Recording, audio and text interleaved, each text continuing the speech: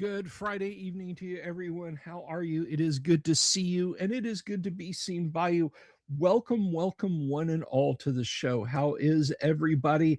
I'm glad you're here. Of course, I doing the welcoming and being glad about it, and the one and only Bill Sylvie, aka the Dungeon Delver, coming to you live, loud and clear from an undisclosed location somewhere in the swamps of sunny Central Florida. Hey, Mike Salopik, what's going on up there in Memphis? IWS Bull, John Collins, Ultra TTRPGer, Pseudo TPK, Ptolemicus, Blue Druid 13, Bob Jester, Advanced Fantasy Games, Doc Flamingo, Jack Lost Lore Scholar, my brother across the briny sea. How are you? Thank you very much for the 2 quid, the 2 bob, if you will. Thank you. Thank you. I really appreciate that.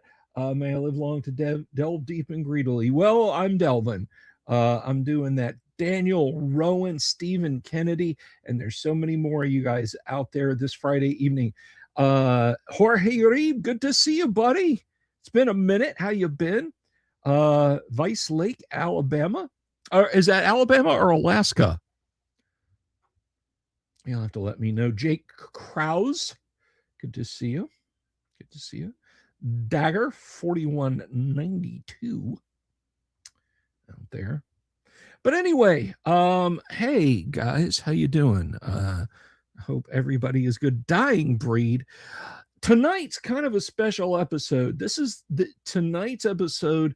I didn't really I didn't really push this in the description or anything like that. I suppose I should have I should have if I wanted more clicks, right? But tonight is the last oh, there goes my voice again. Tonight is the last Friday live stream for a good bit, and I'll tell you why. Next week is, of course, the GWOC, the Great Underground Online Gaming Convention. We are going to kick that off on Thursday. Okay. So we're going to do Monday, Tuesday, maybe a Wednesday show, but then Thursday, Friday, Saturday, and Sunday, I will be occupied. Guys, if you don't know what the GWOC is, I will talk to you guys all about it in just a little bit. But Voice of One, good to see you. Complex schedule at work this semester. I understand, dude. You're bringing English to the masses, and that's you know that's work in itself, my friend. But anyway, so yeah, Thursday, Friday, Saturday, Sunday of next weekend is the GWOC. The Delver is taking the following week off. The following week is vacation time for me. You guys will still get Delver's Dungeon content. I'm going to have racked and stacked shorts and a couple of videos for the week. You guys will still see my smiling face. It will just be pre-recorded. I will not be doing live shows. I will not be live streaming. I will not be producing any videos on the spot unless, something happens like Gary Gygax rises from the grave and strangles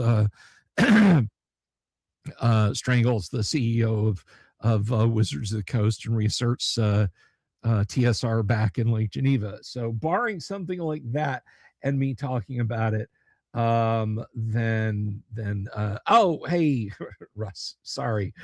The way YouTube does the names with the numbers now, I can't keep track of things. But anyway, so that is that is what's happening.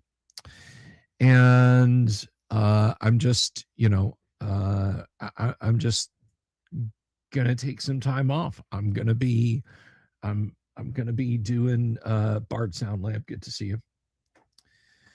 I'm gonna be doing Bill stuff, and so this Friday is the last Friday, and one of our Blade Runner Friday night gamers um, has had to step away because of reasons, and we wish him the absolute best.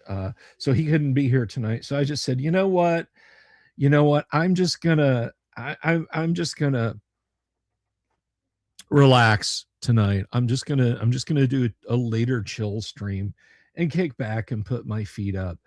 When we come back, Friday may be a little different. Not in that I won't be live streaming, or I'll move the time or anything like that. We may be playing something different. I'm not going to just drop the Blade Runner game on my players, but I think something maybe you guys might enjoy a little bit more, because I mean, yeah, it's my channel and I do what I want and all that jazz and Taz, but I can see those numbers. I know when you guys tune out. I know when YouTube chooses not to show me to people, and I am not giving anybody grief about this. Okay, I'm saying I have recognized what you want to see on a Friday live stream, and it wasn't necessarily Blade Runner. But that's just that's just me trying to serve your needs. So what's going to happen is I have a plan. I just need the people. I just need to assemble the people, and that is in the works. So between now and, let's see, well, there's tonight, next Friday night, the Friday after. So basically, counting tonight, 4 weeks from now, before we restart any serious stuff. You'll see. You'll see how it is. I'm excited about it, though. I'm excited about it, and I hope you guys are too.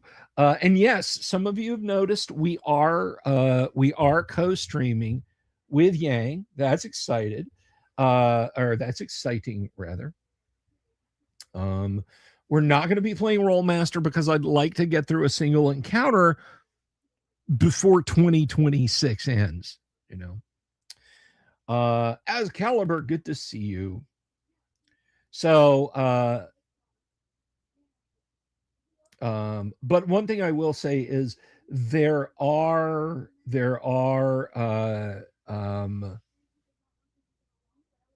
YouTube channels that do content out there on Rollmaster. Great Old Ones channel, that's literally what it's called, Great Old Ones channel, does a lot of cool stuff about Rollmaster, and you can check that out.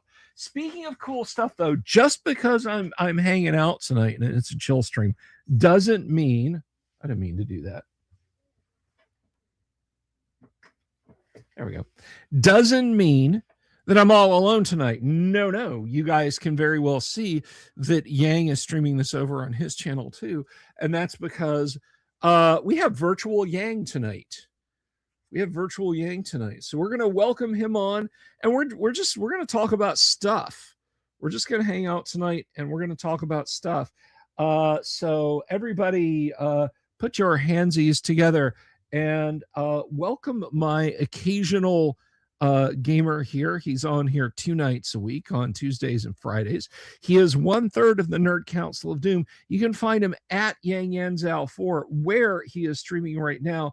Everybody, please welcome the one and only Yang.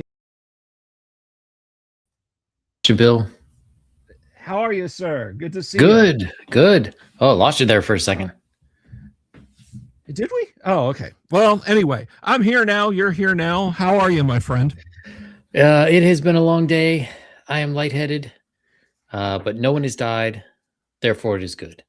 It has been a long day. You are lightheaded, but I think that's just the natural state of your head, isn't it?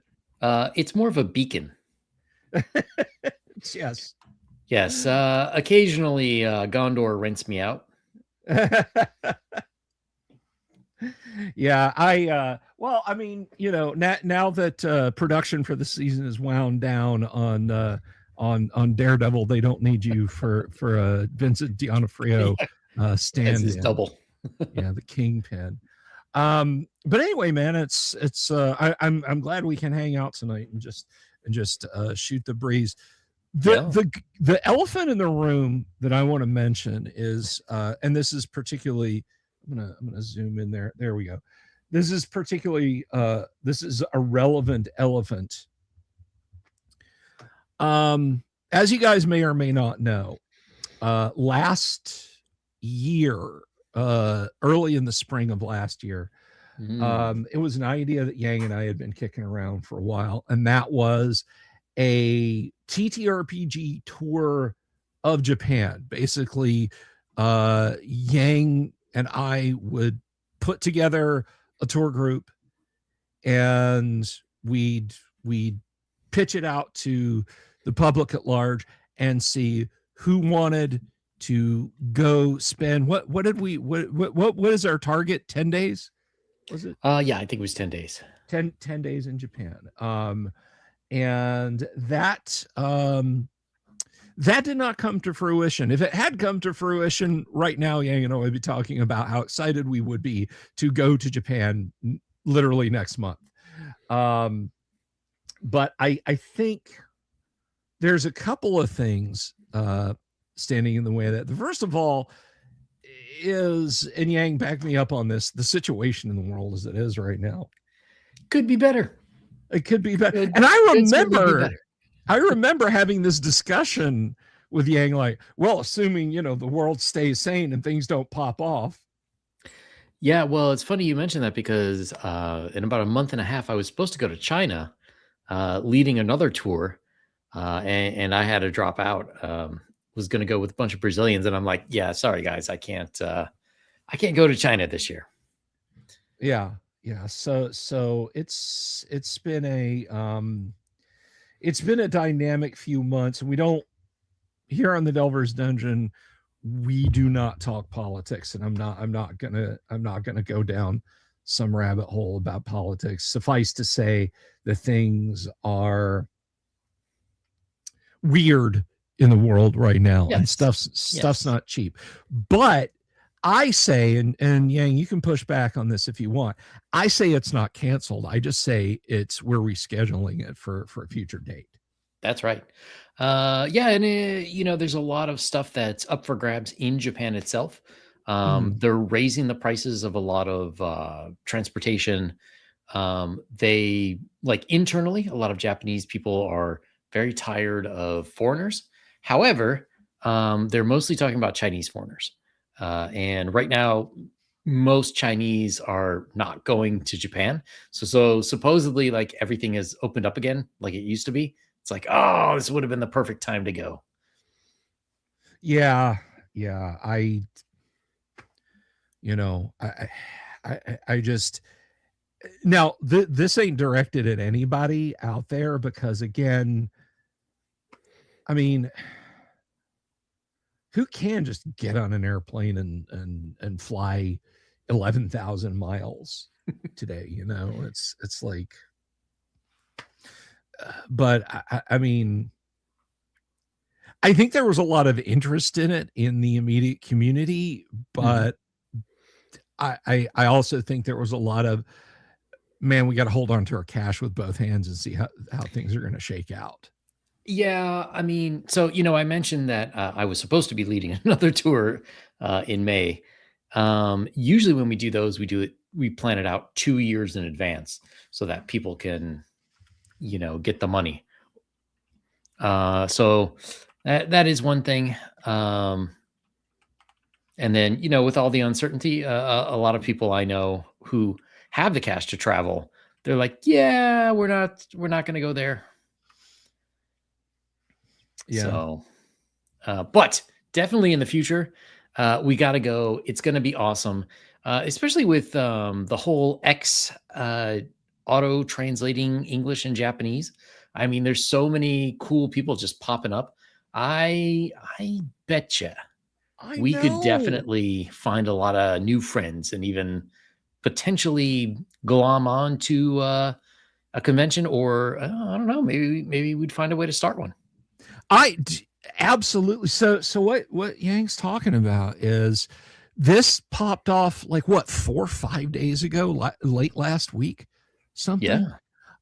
Over on X, somebody like my old school networking hardware brain says that somebody saw a cable just kind of hanging loose out the back of a frame relay device and was like, where does this get plugged in? This port's empty. Click.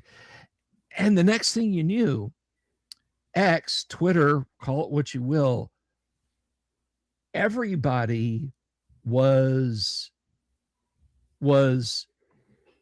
getting messages from Japanese people on X and Japanese people on X. We are seeing each other's posts. It's bonkers, just day-to-day social media stuff. And you think, well, yeah, it's an open network. Of course you're going to see. But the auto translate feature on X is just like, well, here's a post from a Japanese person.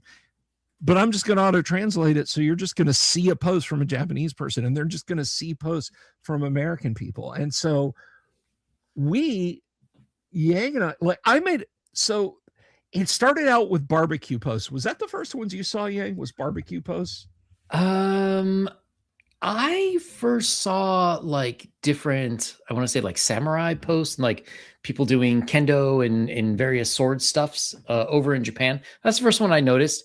As much as I love barbecue, I tend not to notice as much when when Americans are doing barbecue. But that did quickly pop up when Japanese were like fascinated with it. Yeah. So, and I was like, oh, that's kind of cute. Because you'll see something like that, like in the wild, you'll just see like one post go but it snowballed. It just more and more and more and more and more posts from Japan, not just talking about barbecue, not just talking about food, but about everything, just their day-to-day, like, oh yeah, I live in Tokyo. I've got 530 followers and I follow 300 people. And, my son was born yesterday. And this person turns around and here's 2,000 Americans saying congratulations to them. Beautiful child, congratulations. Hope mom and baby are just everything. And it has been this absolutely beautiful meeting of the minds. And now I already had, and this was one of the cool things about the trip that we're planning that's just got put off a little bit. I already knew some Japanese TTRPG folks over there. One guy actually took the Homebrew Witch class that I did, translated it to Japanese because he is in English. Or he does speak English. He's in English. He comes to Japanese or English. You got to look at him like this if you're Japanese, and then that if you're anyway. So he and I had talked a lot, and we were hoping maybe we could, meet up somehow if I was able to come to Japan. But he wasn't the only one. So I start seeing posts from people in Japan who do TTRPGs, and they're like, D&D is popular in Japan. Is D&D popular in America? And I'm like, oh, my sweet summer child. So I did a little walkthrough of the bookshelves over here and posted that up, and engagement bait, because that's what you do on the internet. Of course. So I've been posting and people talking about their games, and strangely enough, next to no discussion of Call of Cthulhu. It's been all D&D. So Yeah, that is kind of weird. yeah, so it's been this fantastic meeting of the minds just about all of this stuff about food and music and movies. And like, I posted the other night a still image from one of my favorite samurai movies, which, can I reach the jacket without killing myself? Hang on. All right. So while you're doing that, just quickly, Joe Kaufman had asked, will there be some play of Empire of the Undying Sun after it's released? Yes, probably before it's released.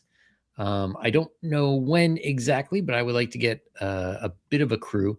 I did uh, play chapter 4 at the Guac last year. Unfortunately, I don't have time to run another one this year, but there was Dope. that. And then a few months ago on Patty's Parlor, I ran the first chapter, and Dean and Vicky from Everence, that's how you pronounce it, right? They were there. Yeah, Everett Games, something like that. Everett, that's it. Everett, yeah. So sorry to interrupt. No, that's okay. So this is an amazingly cool samurai movie. It's called Heaven and Earth. It is a true story. It is about Takeda Shingen and I cannot remember a surname, but Kagetora. They fought each other famously like 5 times on the Kawanakajima Plain in Japan, and it's about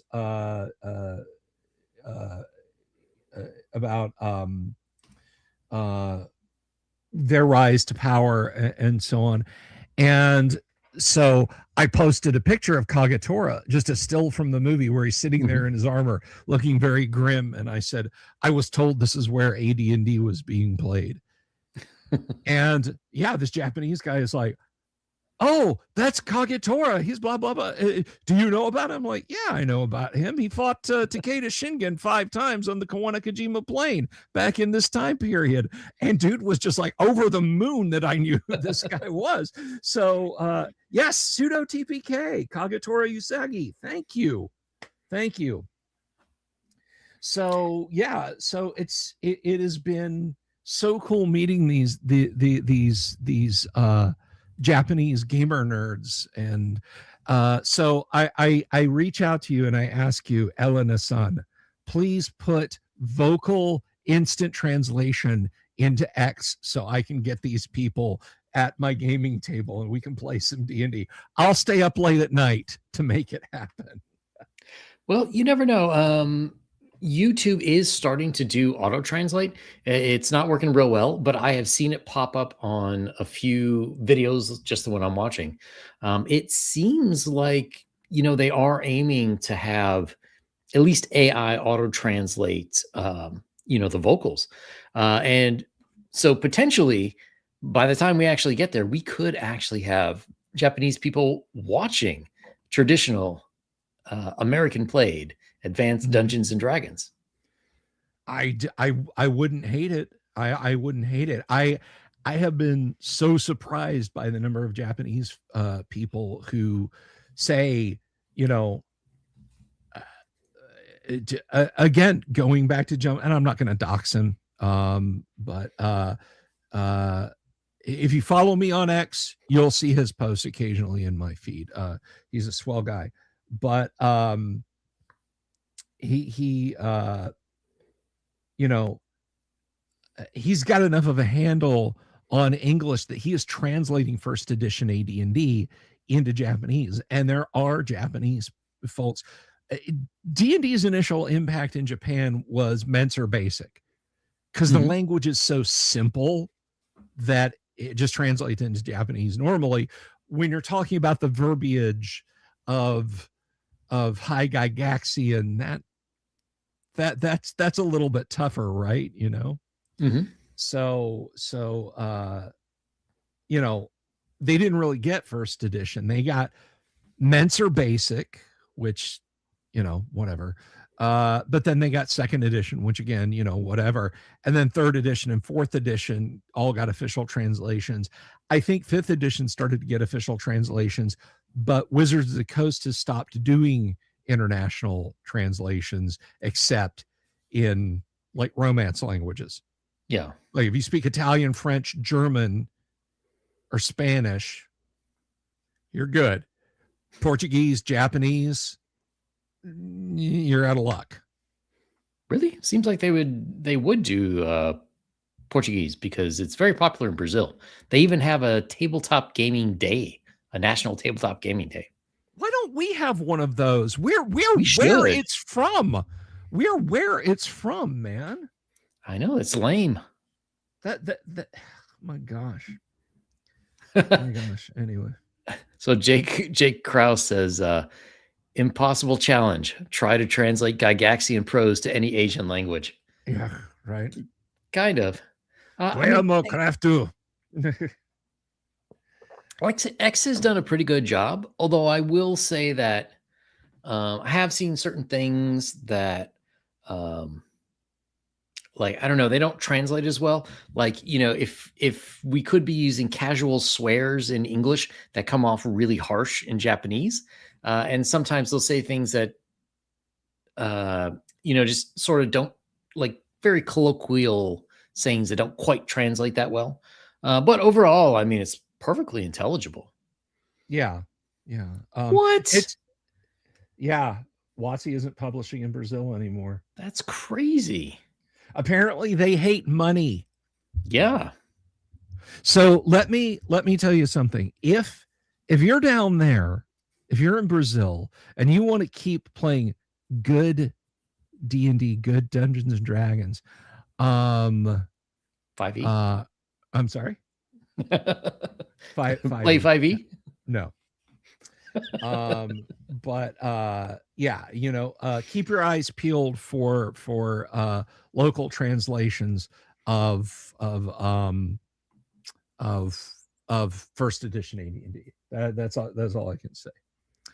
I do know a lot of people down there who do play. I'm not sure what version they play, but they get together, like, and it's not like I know 3 people. I know probably more than 20 people down there who play on a somewhat regular basis. Yeah, and one of the first TTRPG quote unquote horror stories that I ever heard. And it's not so much a horror story as it's a no shit there I was story. Came from Brazil. It was like the first time I ever heard about tabletop play in a foreign country, and it was actually a cyberpunk game. Ooh. And it is okay. So full confession time.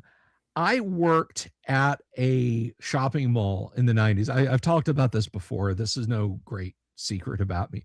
I worked at a shopping mall in a touristy part of Orlando in the 90s, and I worked in a record store, and we were inundated with Brazilian tourists from mid-spring to the end of summer. Mm-hmm. And I can absolutely believe the story that I read. This should be easy to Google up because this merits discussing. Let's see.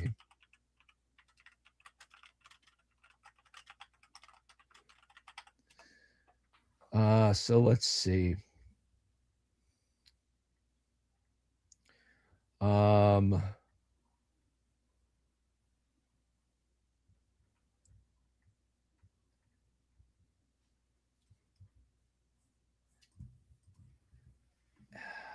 Come on, this is really this should literally be the first hit that I find looking for this, the story of Brazil. So I'll keep looking a little bit more. But anyway, so this guy, he talks about he was running a Cyberpunk 2020 game back in the 90s in a video game and video store in Brazil because independent RPG shops were apparently not a thing, at least at that point, or they were rare. I don't know. I don't know. So a guy that had watched him play a few times and was interested in role playing comes up and says, I told my cousin about what you do, and he and some friends are fascinated and they would like to come to your game tomorrow night. And he said, oh, well, my game's not tomorrow night. It's next, whenever it was, 2 weeks from now. And the guy kind of got sort of anxious and said, I told him you'd be here tomorrow night, and it's really important that you come here tomorrow night. And so he's like, oh, okay, I think I can make time to do that. So he shows up at the shop, and like the next thing he knows, like the shop owner closes the place. Like literally, like it's now a private club, because the equivalent of 4 or 5 Brazilian vice cops show up. Oh. And they are apparently dressed to the Miami Vice nines. They've got semi-autos and shoulder holsters. They've got their girlfriends with them who are probably just call girls. They're breaking, like, you know the rule about TTRPGs, you bring snacks, right? Their snacks are like bottles of whiskey. Like they're like breaking out bottles of whiskey, and somebody that just like, according to the story, just like somehow glasses full of chunks of ice appear, that sort of thing. And yeah, one of the guys has like this knuckle duster knife combo in a chest sheath, and he's like, we're here to play the game of dices. And the guy is just like terrified out of his mind, because it's all gold teeth, it's all gold jewelry and everything. And I am made to understand that police of a certain ranking, I am not making a blanket statement here. I am not. I know as Caliber, you're out there, and I'm not, dude. This is not me shitting on Brazil. This is what I was told, that police of a certain rank, it's less, hey, you serve the public trust and uphold the law, more, we do what we want, and fuck you because we're the cops, and you try and do something about it. So it's not exactly like, oh, thank God there's a policeman. It's like, do I have the equivalent of $20 to give to this guy so he'll let me keep walking down the street to get to my house without getting hassled, right? Again, if that's not true, if that's just made up BS and they're no different from the police anywhere else in the industrialized Western world, I am not looking to promulgate negative stereotypes. But these guys are apparently like he explains the concept of role-playing games, and they more or less get it, but they're also more interested in basically taking the video games and adult magazines that they want from the store and stacking them up to take them when they leave, not sure, not really paying attention to him. So he figures the best thing he can do at this point is just kind of arrange a shootout in the game. And so it just kind of becomes a combat arena scenario, and they do it. And these guys had an absolute blast, and there were back slaps and they thanked him, they shook his hand, and they left. And the guy telling the story relates, he said, I have never been so terrified in my entire life as I was for like that 2-hour period. But they were really chill, but I was really, really terrified while we were playing Cyberpunk that it was actually going to turn into real life Cyberpunk. So that was one of the first TTRPG horror stories I ever heard, was about dudes playing Cyberpunk in Brazil. If that happened to you, would you institute death saving throws if one of their characters took one to the dome, so to speak? If that happened to me and one of their characters took one to the dome, I'd say, you laugh as the bullet bounces off and does minimal damage. What do you do in this round? You now have a very handsome scar that goes with the other handsome scars you have. You Very know, nice. you can you grab up and take the bullet, and you'll get that gold. You'll get that coated with gold to wear as a piece of jewelry as a trophy after this. So I what about Yang? You've been down there a bunch of times. Does any of Yes. that ring true? Does any of that strike Uh, you remotely close to home? that could very well be a true story. I never really saw anything like that. I got my best friend is from Rio de Janeiro, and we got basically extorted for money in his car one time. But I have never seen from the cops, extorted from the cops. Mm. I have never seen that kind of thing before. But it wouldn't surprise me. My friend's father used to be a cop. He used to work in internal affairs, and the way he says it, it's like he had to walk the tightrope between pretending to investigate corruption and never actually finding anything because he didn't want his family to die. Mm. Yeah. And then he Now, quit and started a laundry business. probably the safer bet. Yeah. My wife's grandfather, I never met the man. But my wife's grandfather uh was in the oil business in Venezuela in the 50s. Ooh, And nice. Good time. this yeah, this was the 19 basically Venezuela was owned by Shell and Standard. Hmm. It was the South American Republic of Shell and Standard Oil, period, full stop. But as a matter of course, when he was in the United States, he would go, just to a stationery store or something like that, and just load up on pen knives Hmm.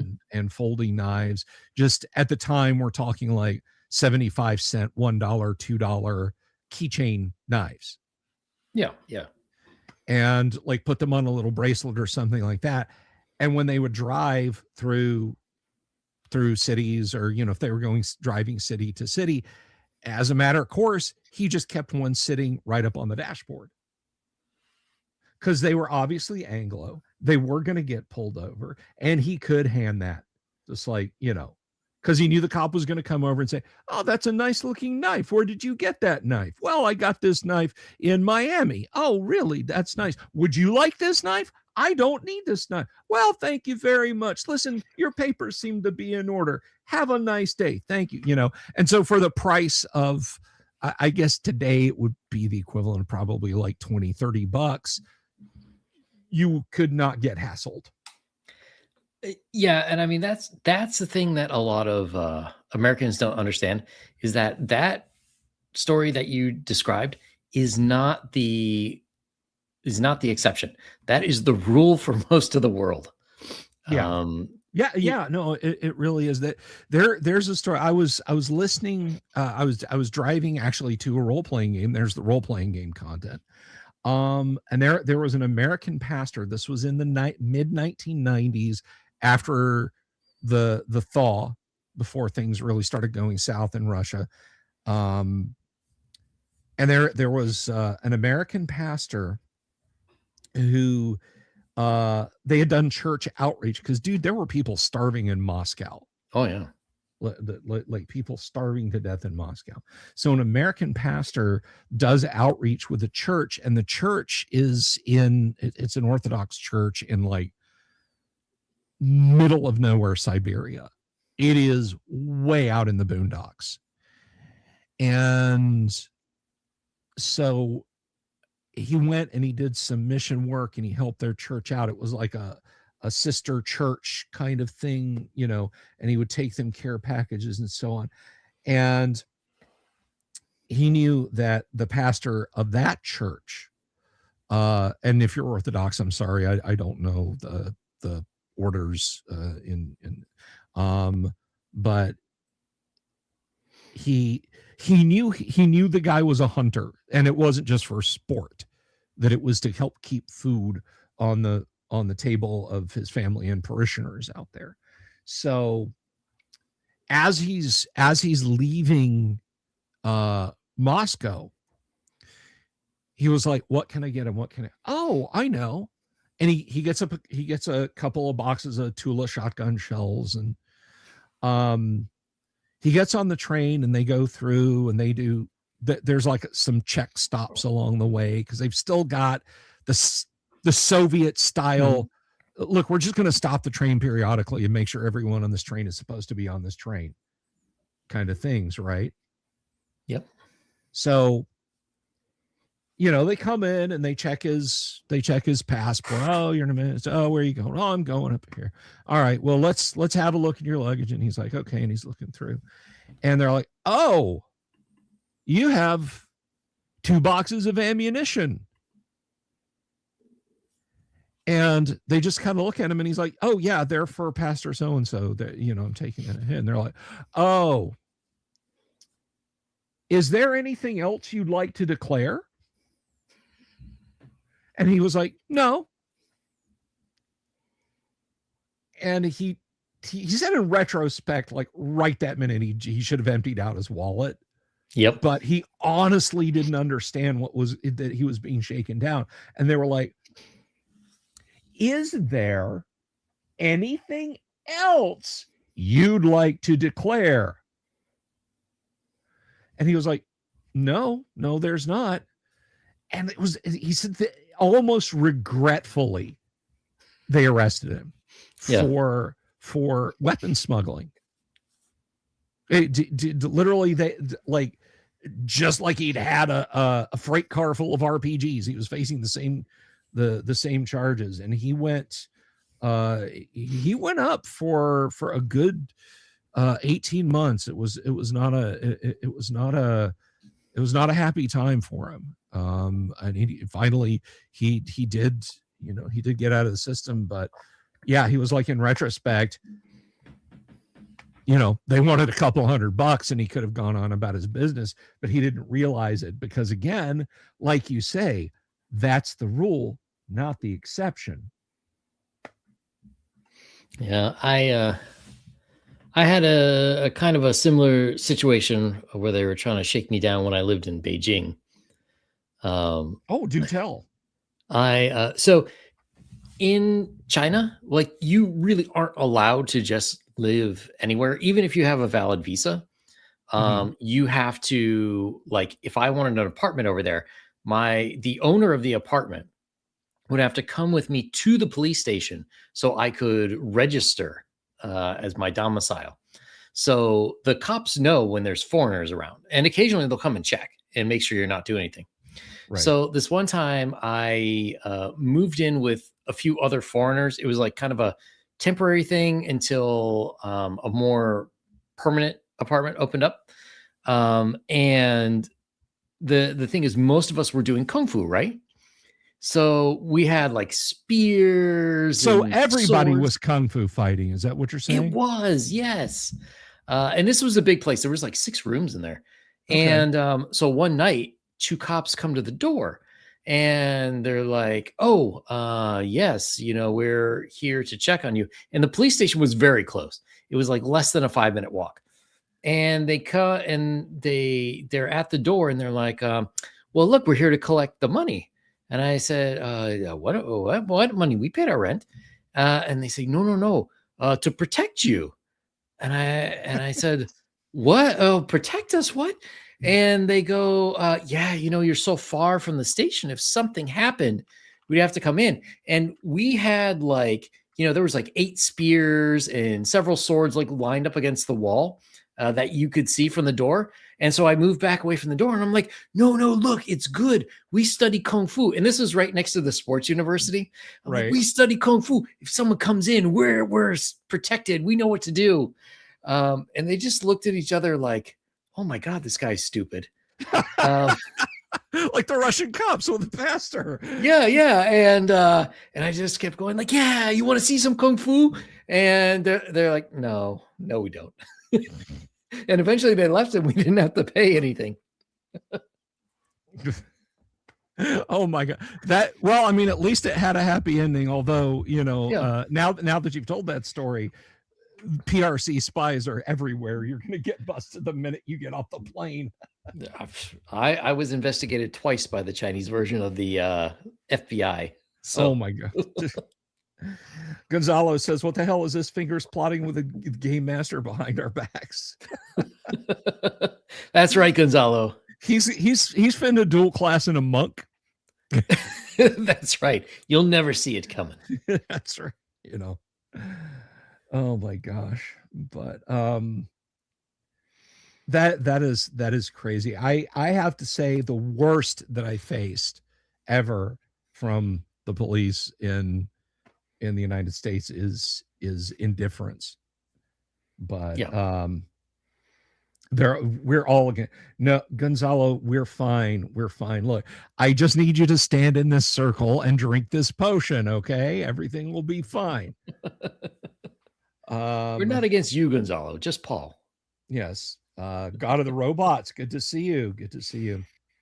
By the way, guys, if you haven't already, do me a favor, please. My channel is getting diddled by the YouTube algorithm. It's everybody's is, okay? If you're not out doing slop tube, please click subscribe on Yang's channel. In fact, open another tab, follow the link to Yang's channel, and go over there, because I got 105 people watching combined on YouTube and X. If all of you guys went and subscribed to Yang's channel, I think that would push you over 1,000, wouldn't it, Yang? Well, 105 for sure. Yeah. So if guys, YouTube allows it, please, yeah. If YouTube will let it happen. Oh, we saw some of those subscriptions and decided they were suspicious. We're not getting rid of them. We're just putting them in a holding state right now. Yeah, exactly. You'll see those come up, once we're 100% sure.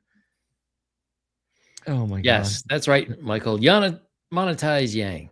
Monetize the Yang. So please, everybody, I'm serious. Please, I'm asking you, if you're watching on X, if you're watching on YouTube, even if you're on a device where, like, okay, well, I got to stop watching you and I got to go watch on Yang.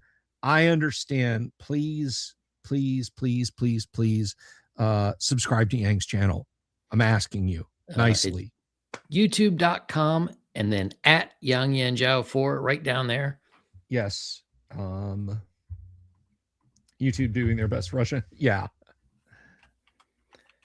They must be angry still about Blue October. Yeah. The kitty cat. I think Blue October got irradiated to death, didn't he? Oh yeah, he took a big I don't know, it was like a bat or something that had like nuke lasers come out of its face. The Blash. Yes. A Blash flew close to you. No, that was a different one. We were underground. Oh, okay. Yeah. It's the casualty rate in Gamma World 1E was so off the hook. Yes. It was so off the hook. And like anybody that thinks, like, when Kevin, I hope you're doing well, Kevin. I hope you're out there doing. When Kevin was playing with us, I think he had a 3-character night. Yeah, he had like a hippo guy that stepped into basically the quick grass and ate him. Then he had a character get irradiated, then get exploded by a grenade, and then he made one that lived for a little while. It just went on and on and on and on and on.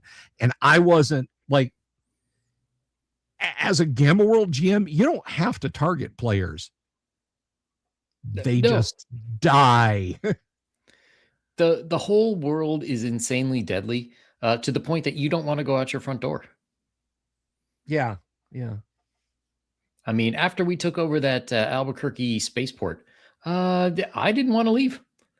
It's like, no, we'll just stay here. It's fine. No, yeah. I mean, even with the Starship landing and its reactor overloading, that was like kilometers away from where you guys were. Albuquerque spaceport's where it's at. Justice for Bogo Jorts. Kevin's alive. He popped in and said hi on Doom stream yesterday. Oh, that's nice. Oh, nice. Very good. I think Bogo is still on that car somewhere tied to the hood. No, because it was either Dooms or one of Kevin's characters was like, yeah, I throw that out of the car. I just toss it. So he's lying on the road somewhere between Atlanta and wherever you guys were driving when you were heading west. So yeah, no, not even hood ornamented.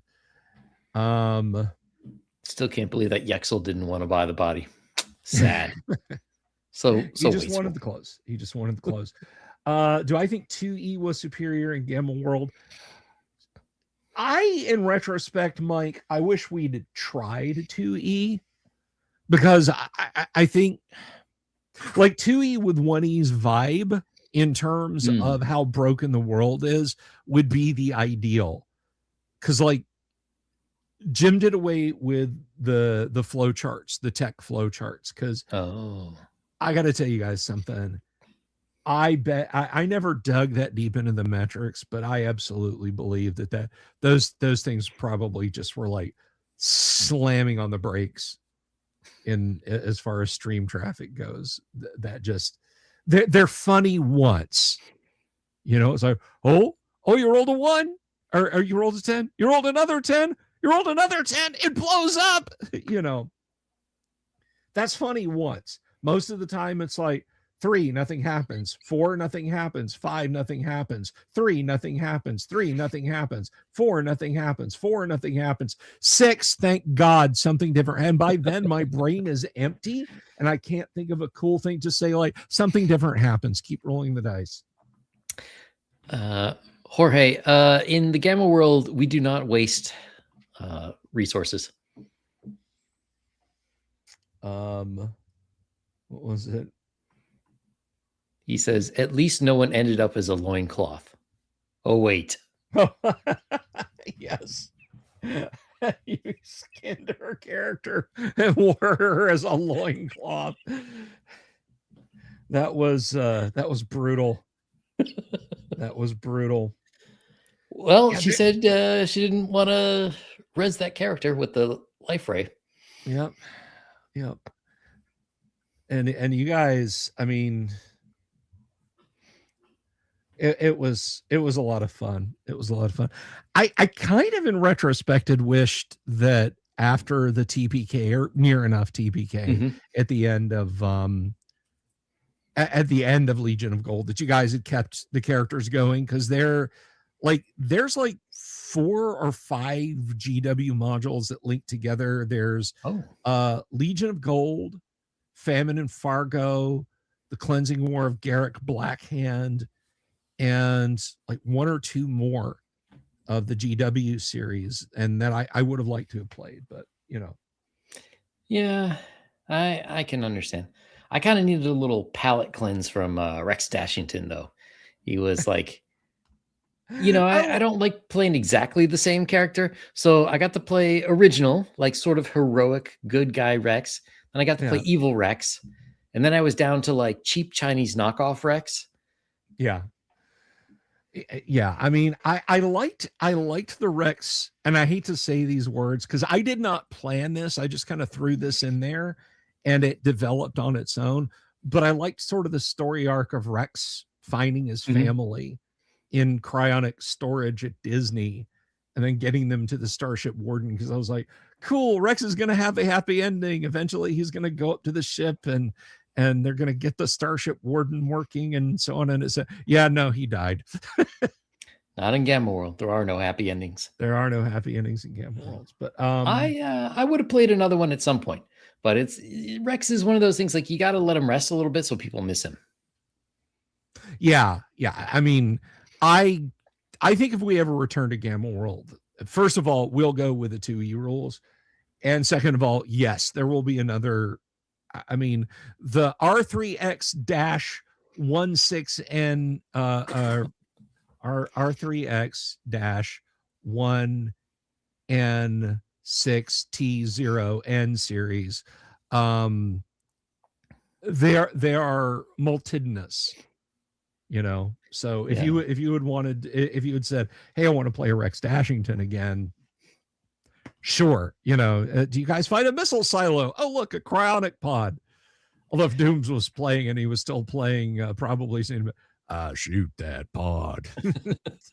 Well, it's I funny. just unload my laser rifle in it.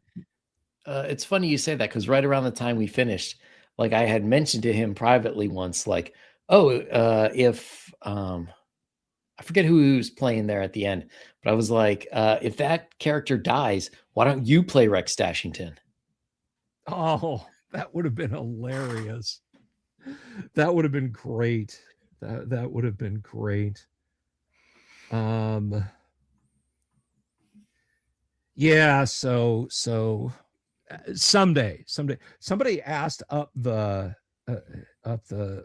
comment. What was it? Is Blade Runner dead, or is this just a one-night hit? Blade Runner is going on hiatus for a while. We have something I'm not going to reveal yet, but we have something coming back on Friday night. The players in the Blade Runner game, I have talked to them about picking up the Blade Runner game privately. But we are going to be shifting gears, because, as I said at the beginning of the stream, you guys were not watching in droves. Which that's not me saying how dare you or anything like that, or trying to guilt you. Message received. Y'all, the vast majority of people were not enjoying the Blade Runner game, so we're gonna go to something not Blade Runner, but I will finish the Blade Runner game for them. I gotta do this. Hang on a second.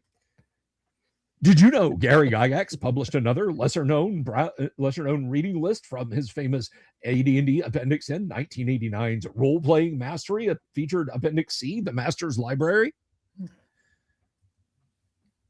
I got told by the AI over on YouTube that Did You Know was hated, that it killed the start of a short. Like, if you don't engage in the first 1 to 3 seconds of a short, the short just automatically fails. And that Did You Know makes a short fail. And I have had more people PM me like, man, I missed the Did You Know thing. What do you want me to do? Change it to bet you didn't know. Bet you didn't know. Bet you didn't know. Were you aware? But no, I've been tightening. One thing I will not do, I will not be reduced to brain rot on the shorts. Okay. I'm not going to do like 45 seconds of Minecraft parkour and a little me down in the corner pointing up at something going, while like 5 seconds of speech loops. Yeah, and I just want to mention, now I don't know if people are just not interested in Blade Runner, which it could be, but I will say it did take Gamma World quite a while to really catch on. And I even remember a little behind the scenes secret knowledge that you were at one point, right before we hit Disney, actually, you were talking about maybe canceling the game. I mean, yeah, that's. I think Disney was really the point when Gamma World started to take off with viewers, because who doesn't like to see Goofy trying to murder players? Yeah, stop where you are, Black Ray. Cut him off. Don't let him out alive. Things like that. But yeah, so, and again, I'm not going to say we'll never see Blade Runner again, just like I'm not going to say we'll never see Gamma World again. We'll absolutely see Gamma World again, and we could come back around to Blade Runner. But I have Daniel, your head open like a ripe melon, gosh. And depending on what the audience is interested in, I just sent you something in the old private chat there. I backed a Japanese game, Where's Blade, which combines mecha and mecha with big swords and shields and stuff. Oh, that's cool. Yeah, let me. This is not an endorsement, guys, but this is neat looking. So I'm going to share this up on the screen real quick. It was big in the 80s and 90s.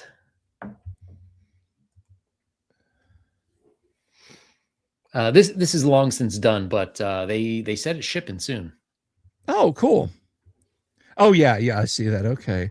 One of Japan's most popular TTRPGs through the 80s and 90s finally arrives in English. Be a part of history. I gotta say, I mean, first of all, that's very cool. Are you familiar with Aura Battle or Dunbean? Heard of Aura Battle, but I have not seen it played. So Aura Battle or Dunbean, it's an anime. Not, I mean, there may have been a TTRPG, but Aura Battle or Dunbean, the anime, it was kind of one of the original, from an anime standpoint, one of the original isekai that is, normie gets transported to an anime world. And the guy who shows up in this world, what was really neat was the mecha were designed by Studio New, and Studio New is the people who did the design of Macross or Robotech, and it shows. But the thing about it is mecha are living organisms. Ooh. Like they're like living beings, and you climb in them, and pilots can drown in the thing's blood. Like if they get critically injured and start to hemorrhage internally, pilots can perish by these things flooding with their own gore. But Aura Battle or Dunbean had this same kind of vibe, magic plus giant mecha. It always fascinated me, and I just I saw the kits. But yeah, that looks neat. That looks really cool. What is Wearer's Blade? An old school TTRPG. And that's the thing in Japan. Apparently, they just say TRPG. Yeah, not TTRPG. TRPG. Apparently, playing on the top of the table is optional. Yes, a table RPG. Well, I mean, the tables are so low to the ground there. That's very true. Tabletop would be entirely redundant. It's just a table. It's just a table. But yeah, that looks pretty cool. There's one that I would like to see come back around, and I'm really showing my age here. This is not fantasy and it's not an RPG. But do you know about? Are you familiar with what is it? Royal Armor Division Dorvac?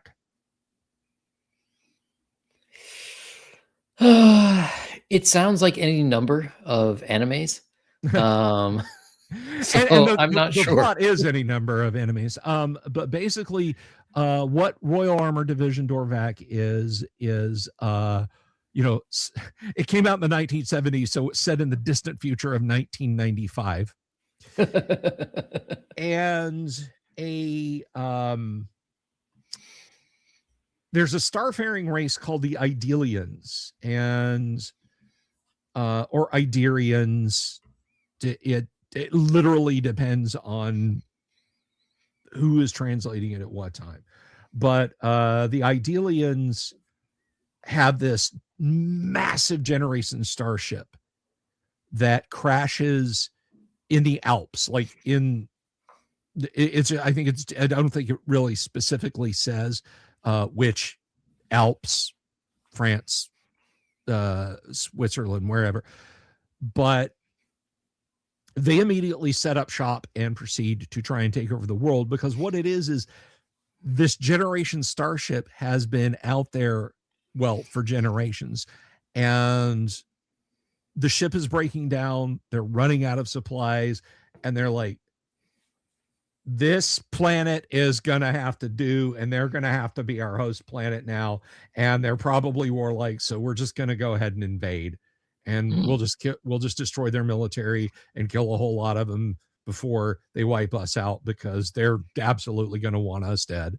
So the Royal Armor Battalion Dorvac are dudes in power armor. And by the way, you can watch the whole series on YouTube. Ooh, nice. I'll find a link here in a few minutes. But so now it's a war between the Idalians and the Royal Armor Battalion. What I really loved was, so my local Yang, when you were a kid, did you guys have TGY department stores where you were? TGY? No, I don't think so. TGY. How about Zehrs? Zehrs, yes. Okay. So TGY was basically a step down from Zehrs. Oh, it was the same company. So it's like, okay, we've got overstock, we're sending it to TGY. A lot of people think Zehrs and TGY are gone, but if you have an Ames or a Bell's, that's the same company. They literally just got rid of those brands, so they're still out there. I got a lot of D&D stuff. I got like at least 3 or 4 D&D books at our local TGY, but I bought a bunch of Dorvac power armor model kits, and they were badass. I had never seen models that you could put together and then play with. Oh, like cool. you built a model kit and you hung it from the roof, or you set it on a shelf, right? Like that was it.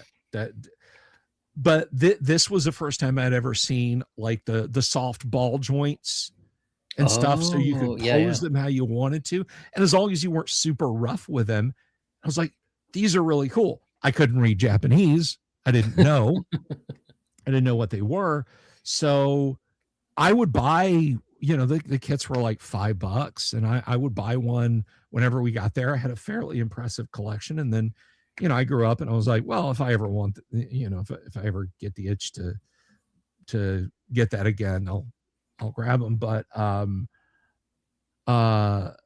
Guns Sengo was the company that made them, and the TV show didn't really catch fire in Japan. I think the only reason that Zehrs had it was because everything giant robot was big. That was when Transformers were hitting, when Robotech was hitting. So they were just like, just buy Japanese model kits and send them to us. Kids love these things. I remember when Robotech was big, I had a model kit of the Beta Fighter that actually transformed. Oh, that's cool. So now look, just like I was not born with an OD&D set in my hand, I was I was not walking around back in 1982 saying, pardon me, it's Macross, and Robotech was a bastardization of 3 separate series. What you are referring to, my friend, is Genesis Climber Mostpedia. That's right. I was not doing that, but was the was the one that you had from Macross, or was it from one of the other series that they kind of bolted together? No, I think they rebranded it as Robotech. Okay. Now I could be wrong, because that was, like 40 years ago. So I don't remember that well. Yeah. And it sucked because I always wanted more. I wanted to get like the motorcycle and the Alpha Fighter and the various other mechs, but part of it was I was very young, and it was not my birthday or Christmas, so I did not get another one. And then Robotech kind of came and went, and Macross was in the dustbin of American history at that point. Yeah, it kind of came and went. So anyway, if anyone is interested in watching Dorvac and you want to see these mecha, and I get it if you're like, oh, giant robots are silly. One of the things that drew me to I just put the link in the chat that drew me to Special Armored Battalion Dorvac, Special Armored Battalion Dorvac, was the practicality of the power armor. Like, I literally, when I saw the power armor suits in that game, that became like, it's like a year later I read Starship Troopers for the first time, and I was like, that's what they look like. That's my visual reference for what Starship Troopers looks like, which I did not know at the time, but right around the same time Special Armored Battalion Dorvac was rolling out in Japan, there was also a Starship Troopers anime. Oh, in Japan, yes, and that is also on YouTube, either in its entirety or almost in its entirety. Let me see. Oh, that's not what I wanted to do. Let me see if I can find a picture. I've always liked practical looking mecha powered armor. I've showed it off before, but I've got a Machine and Krieger kit up here. I know you know Machine and Krieger, Yang, if nothing else, yes, from me talking about it on the show. So yeah, it scratches that same itch, and I'm going to find something here. And unfortunately, because Gun Sangyo is no more, that means the powered armor kits are pretty much unobtainium, which is a shame. Yeah. Oh man, you would be shocked to see how much the stuff goes for over there right now. I mean, it's just crazy. Like I got just Bodycoon. I got this years ago over here, and it was like $25, $30 on Amazon. And then these things, ooh, nice. Yeah, right.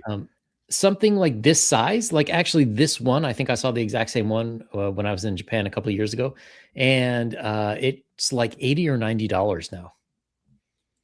I can absolutely just for this. If you want like, real good mech or something, like you could easily lay down $200, $300. And that's like 2 Christmases ago. I was so crestfallen. I have a VF1 Super Strike Valkyrie kit up there that I need to put together. And I mean, I put it on my Christmas list. I really wanted it. It cost a mint. It didn't get here till like the day after Christmas. And the good people at Amazon put it in a poly bag, and it obviously got a hole kicked in it. Ooh. So the box is dented, the box is torn. And but yeah, Macross toys are just stupid expensive to import, and it's because there's a huge licensing disagreement over who owns what of the Macross properties. It's kind of part of why. I mean, it's separate, but it is similar to what happened with Robotech, Macross Toys, and BattleTech here in the States. I'm sure you know about that nightmare. Yep. Yeah. Oh yeah. This is basically, just real quick for our audience members who don't, when Jordan Weisman and his dad went to Japan and they saw Macross and how big it was in the late 1970s, they were like, that's our next property. We don't want to get into the alien stuff, but God, those designs are beautiful. And so they came to the States and they tried to find who had license to do it. And they talked to this company called 20th Century Imports, and they're like, are you guys the licensed distributor of this Macross in the United States? And 20th Century Imports was like, as long as you don't have any follow-up questions, yes, we are. So 20th Century Imports basically licensed to FASA a whole bunch of giant robot designs.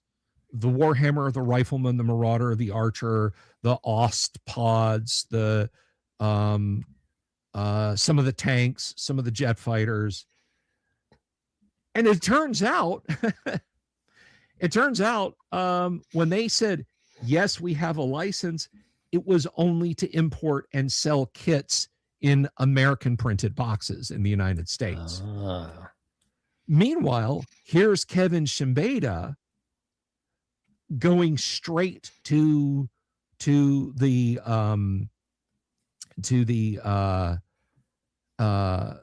studios in Japan saying, hey, I want to produce and sell this stuff right at exactly the same time. So when he got back and starts putting out the role-playing game, here's FASA putting out the tactical game and then their own role-playing game. And then there was a whole huge legal snarl with Playmates Toys, with FASA, with Palladium and Harmony Gold, and it was just a nightmare. So that's kind of part of the reason why. What line was that figure from you held up, Yang? This guy? Yeah. No, this guy is just Body Kun. See, it's funny because they were selling this as like an artist aid because it's like every joint is fairly realistic in terms of, you know, how you can pose it, unlike most dolls, and it's still relatively human form. Like he's got a 6-pack and most of the features are there. And there's a female version I have around here somewhere too. But I saw this at one of the stores in Akihabara, and it was like $80 or $90 US worth. But then they had a Valkyrie that was in robot mode with, like, when it had the extra armor with the extra missiles on it. Yeah. And it was this size, and that was like $120. No, I can absolutely believe it. And that it's crazy. It's bonkers. And it used to be in the, I have a vinyl Veritech. It wasn't a kit, but it's in Batroid mode. Let me get this down. Hang on.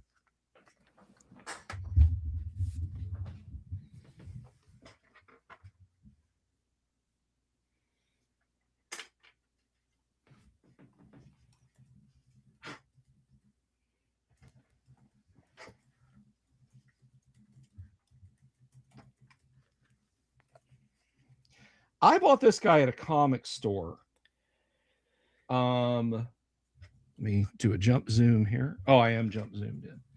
I bought this guy at a comic store in the 90s for, I think, either $19.99 or $24.99. It was not expensive. Mm-hmm. And I never thought about it. I thought, how cool would it be to have an armored Valkyrie? How cool would it be to have one in Guardian mode or fighter mode back, 8-10 years ago? And that's when I fell down the rabbit hole of, good Lord, what happened to Macross imported in the United States? Because something like this is now north of $100. Yeah. It's insane. Even over in Japan, probably about, let's see, I lived there. So it was about 20 years ago. I bought a YF-21 from Macross Plus. And it nice. it was bigger than that. It was, I don't know how tall it was, but it was like, I don't know, like this big. And it fully transformable and everything. And it only cost me about like $40 or $50 at the time. Wow. Do you still have it? No, I gave it to someone, actually. Oh. Well, I hope it makes them happy. It was actually Ishii. Oh, he gave it to Ishii. Well, I know it'll make him happy. I know it'll make Ishii very happy. It's not going to get dynamited with M80s or fall off a shelf 6 times, clumsily glued back together and then thrown away in a couple of years. That will probably go into Ishii's crypt with him. So Michael Dale has a question. Don't the Japanese make more comparatively? I know when I lived in Hawaii, there was local prices, tourist prices, and obscene Japanese tourist prices. No, they make considerably less. I think the average Japanese earning right now is like under the equivalent of 30,000 US for the average salary. Wow. If you're making like $4,000 US a month, you're doing pretty well, and women are starting to look at you. So it used to be when the yen was much stronger against the dollar, that they kind of did. But also, you have to remember in Japan, like people don't have houses that are as big as ours. So like you don't need like 2 sofas in your house or like 8 TVs or like stuff like we stuff our homes through. And also they're like Japanese people are often like super duper cheap in real lives. Like they're frugal to the max in general, but they would spend money on something like a trip. And one thing I didn't realize until I went to Guam from Japan because I had to do a visa run. I had to go out of the country and come back in, and I learned that they had like one of these outlet malls on Guam with all these brand names. It was actually cheaper for the Japanese people to take a flight to Guam, spend a week there, go shopping for their Louis Vuitton bags, and go back to Japan than it would be to buy that same Louis Vuitton bag in Japan. I can believe it. I can absolutely believe it. I'm trying to get my. There we go. I got him to stand up. Oh, gosh. Take care, Bob. We'll see you. Oh, see you, Bob. The owl bear's after him. No, I can absolutely believe the financial situation like that. So Michael also asks, why do you suppose prices are so high there? Imports? Yeah. So one thing is a lot of stuff is imported, but the other thing is the Japanese government taxes the crap out of everything that Japanese people can make, but is imported. So like you could easily spend $100 for a watermelon because they won't let cheaper watermelons be imported. And the watermelons you get are like super perfect, and sometimes they're square, and they taste delicious. But you couldn't get one that's not quite ripe. Like it's almost impossible to buy. But bananas are very cheap because they don't grow bananas anywhere in Japan. And it's like the same thing with cars. At the time, like there were Ford dealerships there, but they were the tariffs were immense. I remember at the time, I think like Harley Davidson would be like 20 grand in the US. Over in Japan, they would start at 60 grand US. So that a lot of it's protectionism. I don't know. Their whole economy is pretty wonky right now. I distinctly remember we had a speaker come in. There was a our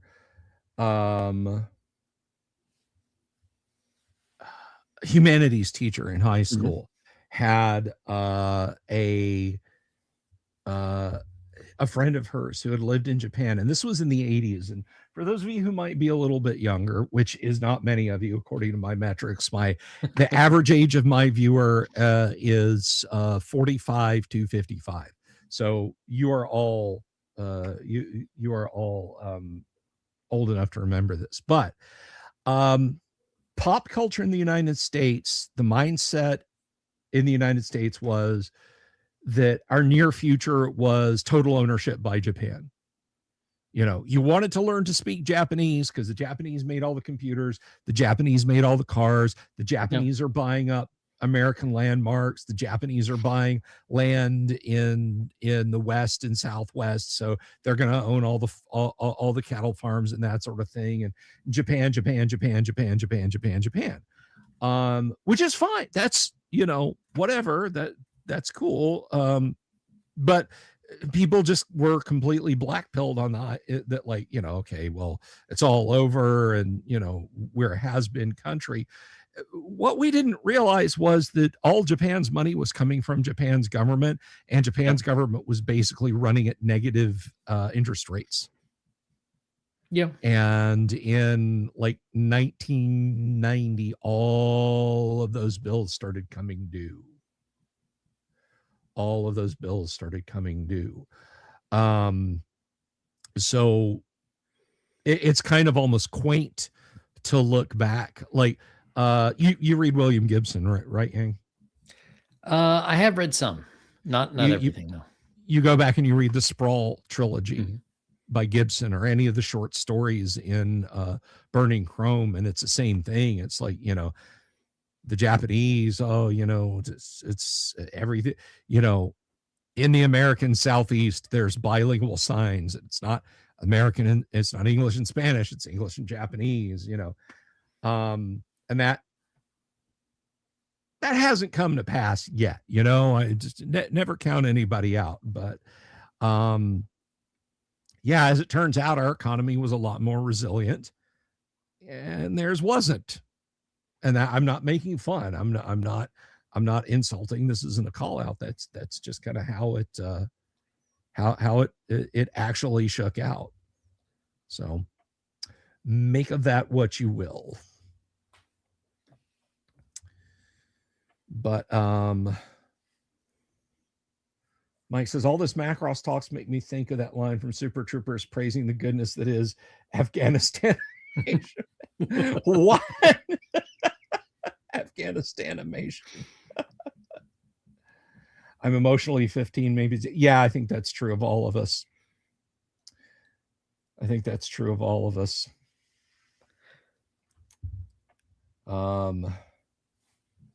Wait, so, who's 36? Who's 36? Jake. Oh my gosh. Oh, to be 36 again. Oh. To be 36 again. Goodness gracious. To be a kid again. Just out of diapers. Right? So I kind of have a question for the chat. Speaking of AD&D and Gamma World, does the chat have any interest in one day, not now, at some point in the future, seeing a AD&D and Gamma World crossover, where perhaps some of your favorite characters from each show find themselves in the same world? Interesting question you posed to them, Yang. You're going to have to talk to me about that on the the off screen. I'm keen to see where you're going with that. Oh, okay. Well, God of the Robot says no. Of course. Oh gosh. Jake's the 3.5e middle child. Hey, my mindset is this. My mindset is, look, you play whatever D&D you like. We love all D&D around here. It will all eventually lead back to first edition. It always will. So look, play original, play basic, any of the flavors of basic, second edition, third, 3.5, 5th edition, D&D 2024. I love them all. Pathfinder, Boot Hill love. Boot Hill's a funny thing, I don't think TSR knew what to do with Boot Hill. If you go back, did you ever play Boot Hill, Yang? Never played Boot Hill. I think Boot Hill was kind of long gone by the time I was really interested in tabletop role-playing games. I was fascinated by it in the sense of I would see it mentioned in the Dungeon Master's Guide, and I had friends who had it, but nobody ever said, let's play Boot Hill. So it was always kind of like that seems so cool. But Boot Hill, respectfully, I think Boot Hill only had any traction because Don K loved Boot Hill and Gary and Don were best friends. I honestly feel like that's the only reason that Boot Hill ever was allowed to breathe. Maryland was Don Kay's AD&D character, and it was basically his Boot Hill character in Greyhawk. But Boot Hill, if you grab a copy of Boot Hill, and I think it's on the Internet Archive, if it's not for sale, if it's on for sale, go pay for it.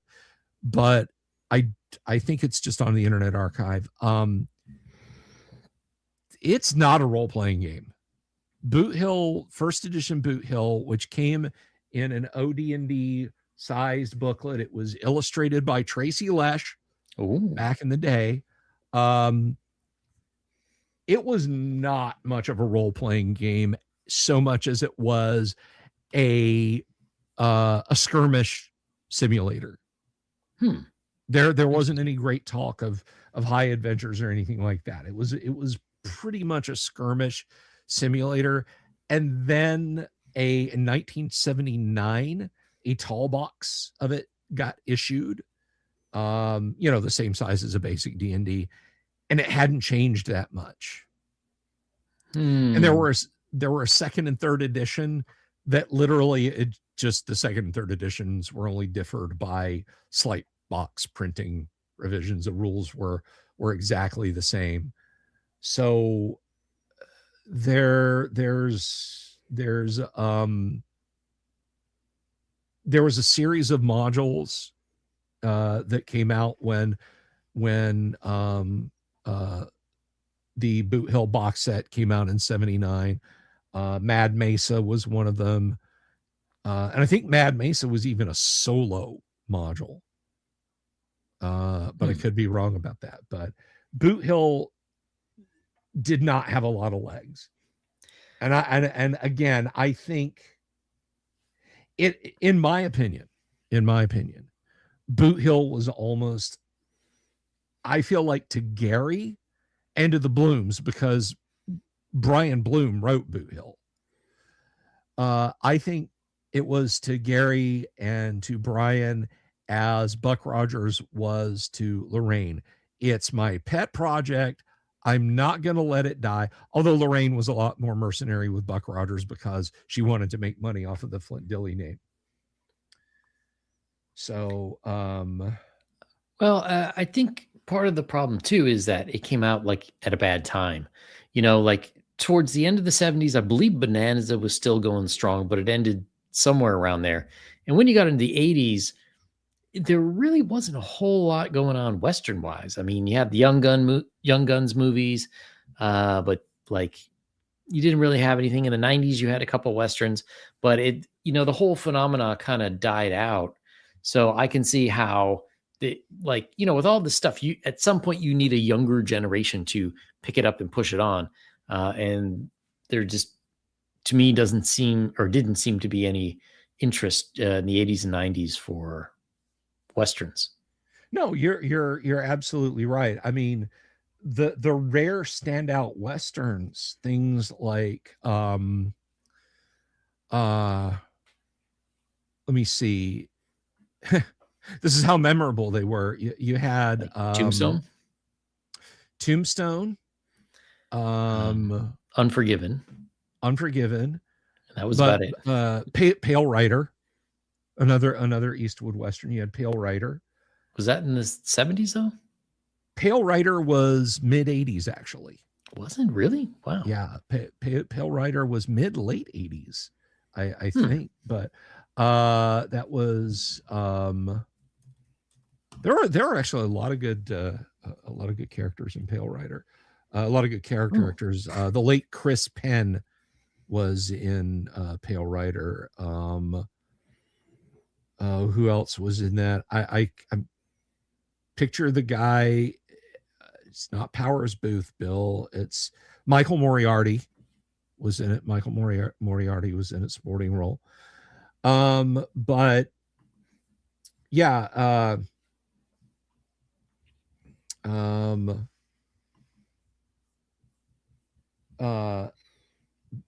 So you didn't really have much in the way of westerns, but westerns is what Gary Yeah. and Don and the Blooms and everyone else at DSR grew up before Western fatigue hit.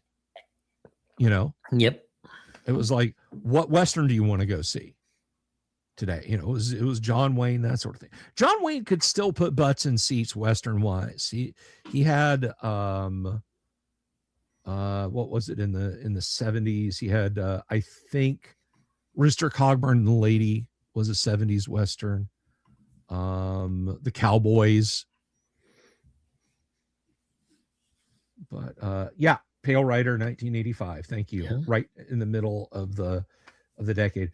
But the point remains, nobody gave a shit about Westerns. Nobody did. You know, meanwhile, you had Hollywood was cranking out fantasy movies, just cheap schlock fantasy slop as fast as they could make it. Conan the Barbarian comic books were doing gangbusters. Yep. You know, you had Excalibur, you'd had a stab at the Lord of the Rings, the Hobbit, Legend. fantasy legend, you know, what was There it? was like Deathstalker and Krull and Deathstalker, Krull, all the good ones. Willow, Beastmaster. Beastmaster, 1 through 3. Yes, I prefer 1 and 3. I thought the second lacked the emotional resonance of the first and third. You had what else? We said Legend. It's right on the tip of my tongue. Princess Bride. Lady Hawk. Oh, yeah. Lady Hawk. Oh, yeah. Oh, and there was the Red Sonja movie. There was a Red Sonja movie. There absolutely was a Red Sonja movie. And I still maintain that Conan the Barbarian 2, Conan the Destroyer, is possibly the best D&D movie ever made. It is a D&D party doing D&D things in a D&D dungeon. It is a D&D movie. Krill, Warrior King. I don't know. That's a little small to be a Warrior King, isn't he? There, Agile Monk. They were all schlocky. Daniel Rowan. They were all schlocky. Good times. Okay, so we talked about this a little bit on the Nerd Council of Doom, and I don't want to step on our own tails, but how do you feel about the Conan the King finally getting made, Yang? I don't know. Well, one problem is Arnold Schwarzenegger looks terrible. Guys, if you think that for the 36-year-olds in here, if you think that steroids are going to make you look great, yes, they will for a short amount of time. But when you're in your 70s, you will look like crap. And that's where Schwarzenegger is.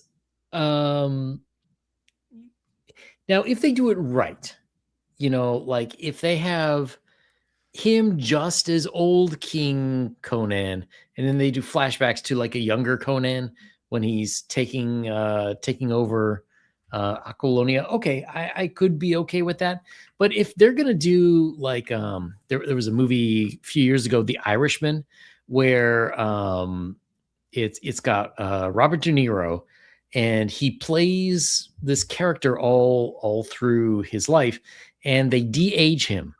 The problem is at one point, he's a gangster. At one point, he's supposed to give a guy a beat down, but he looks like a 40-year-old man who moves like a 70-year-old man trying to beat someone. And that's what I'm afraid will happen with Conan the King. We're going to get the Dial of Destiny. Conan and the Dial of Destiny is what we're going to get. We're going to get a tired Schwarzenegger. When the movie finishes production and rolls out, he's going to be 83. Yeah. We're going to get a tired, sacked out Schwarzenegger who's going to brood on a throne, who's going to hobble from battle to battle. We're going to see him battling from here up, and long distance shots that are so obviously like like, just put it in Sora. I know Sora got canceled. Just go with me. Just run it through Sora. It'll be fine. We're gonna see a lot of slop like that. I remember the night Arnold announced in 1989 on the Letterman show that they were working on a third Conan movie. I was hyped about it. My buddy Phil was hyped about it. We were all hyped about it. And we told, I don't remember who it was. I think it was Jason or somebody. And we were like, hey, did you see Letterman last night? Schwarzenegger was on. He said this. And he was like, man, he's in his mid to late 30s now. How good is that? You don't want to see that. And I was like, no, you're crazy, man. And I mean, I don't know. I'm going to, it's okay. Let's state a few facts. It's going to come out. It's going to suck. I'm going to see it. Okay. I'm going to see it. I don't want to. I have to. Maybe I go in and I'm blown away. Bill, do you want to pray for divine intervention? Sure, why not? I have to roll a 1 or a 2 on D100. That's the other thing too, is it's not just will the man still be alive? Will he live through the shooting of the movie? The other question is, why would we think that any studio will make this correctly? You know what I mean? It's going to be like his daughter comes and saves him or something. Yeah. I mean, the first, for those of you who've never seen Conan the Barbarian, get off my channel now. Anyway, no, I'm kidding. There's a scene in the first Conan movie where Conan is provided with the finest breeding stock. And it's not a comfortable scene. Okay. Just if you haven't seen it, fairly warned be ye, says I. The second movie was they deliberately made a PG rated second movie. They were like, we got to take all this up to let you to little bit of Conan legendary. Toy tie-ins were huge. Everybody wanted the next Star Wars. Mattel was approached by Universal, or Universal approached, or Mattel approached Universal, and they said, okay, you're making a Conan the Barbarian? Yeah, we're making a Conan movie. We're going to make some Conan toys. Oh, cool. We're going to sell Conan toys. Cool. That's cool. And then they showed a rough, after they had decided on what Conan would look like. Look at He-Man's sword, by the way. And then look at the Atlantean sword in Conan the Barbarian. They sat Mattel execs down and they screened Conan the Barbarian for them. And they said, we cannot sell toys to 8 to 12-year-old little boys and little girls based on this. Well, we just absolutely not. So they already had millions of dollars worth of molds made. They had everything ready to go. Yep. What to do? Make a new toy line. That's why we got He-Man. Now, the only thing I'll say about that is it's very interesting, because just a couple years later, all those same toy companies saw absolutely no problem with marketing Aliens toys to kids. Which was weird. The biosexual horror of Aliens. So I'm going to need somebody to super chat me. I should not have said that out loud. I really shouldn't have said that out loud. Please, anyone, $5, $10, whatever. And then remember, there was also RoboCop toys. And not only were there RoboCop toys, there was a RoboCop Saturday morning cartoon. Yeah. Yeah. I mean, it was all, it was It was a very, very, very weird time for licensing. But yeah, Mattel balked. But the point is, to come back to the King Conan movie, the second Conan movie was a PG-13 family-friendly fantasy action movie. Well, not quite so family-friendly. But you could set your 14-year-old to babysit. Thank you, Mike. I appreciate that. Super chat Ayudame. Yes. I do appreciate that though, brother. I'll see that in 2 months. that's not on you. That's on YouTube. But no, did I really say? I didn't say anything. What are you talking about? I'm not going to go through and do a sound drop in the middle of the video tomorrow when the video is done processing. But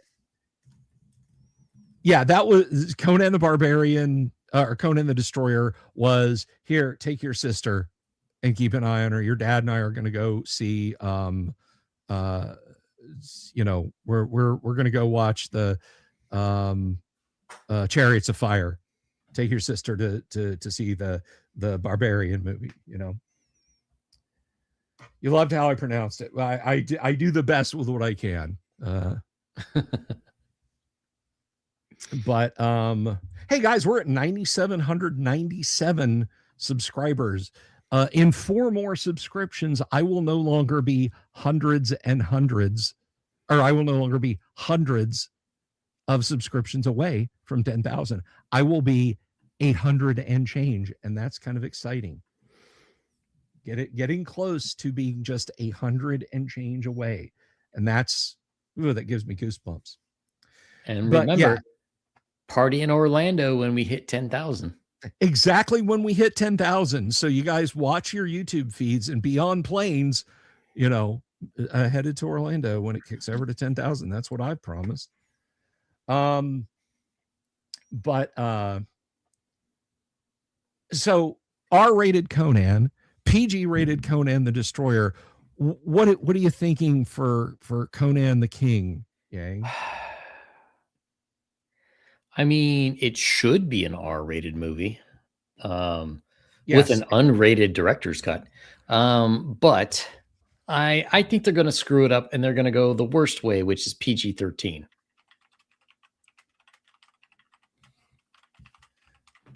Yeah. No, I agree with you. I mean, but I think the easiest way to approach this is John Milius writing and directing it? I don't think so. And I think that's the big problem because I think I saw his daughter say that he's not involved. Yeah. I think that's the death knell for it being a Conan movie we'd like, you know? Yeah. I mean, is it possible they get someone else who does a good job? It is within the realm of possibilities. However, since most people want to put their own spin on things, I can't see anyone being remotely faithful to Robert E. Howard's Conan, which is the only Conan that really matters. That's very true. And I know that, like, I have a vague recollection that the Conan movie was lambasted in Dragon magazine. Like, oh, interesting. I think you know what, let's see if we can pull that up. Isn't that a Joe Rogan thing where he tells us this? Pull that up. Yeah, pull that up. Pull that up. You need an assistant. Wow. Let's see. Hey, you have daughters. Make them be your assistant. They won't come near the studio when this camera is running. Once upon a time, I was doing camera calibration, not the computer and the camera were on. That was it. And I asked Charlotte to come out here. I said, stand here, move, stand. Okay. And I said, you know, hold up, just hold up a little piece of paper.